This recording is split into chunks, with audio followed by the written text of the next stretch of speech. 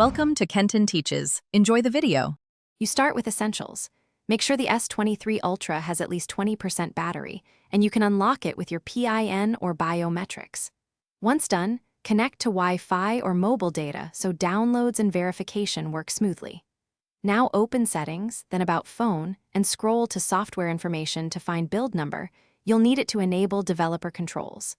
This step gets you directly into the configuration flow, not a tutorial pause. Proceed to toggle access next. You tap build number 7 times, the phone will count down and say you are now a developer once unlocked. Make sure to reopen Settings and you'll find developer options under System or Advanced Settings. Enter your lock PIN when prompted to confirm the change.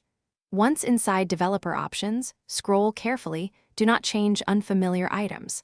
Look specifically for USB debugging. You'll enable it in the next step. This process exposes debug features, so proceed deliberately. You toggle USB debugging on and accept the caution dialog. This allows ADB and tools to communicate with your device. Then plug the phone into a computer via USB and choose a suitable USB mode like file transfer or MIDI, since charging only blocks some interactions. On the phone, a trust prompt appears asking to allow the computer's RSA key. Tap Allow to authorize. If the PC doesn't show, revoke USB debugging authorizations and retry, or Thanks for watching. Please subscribe if this video was helpful.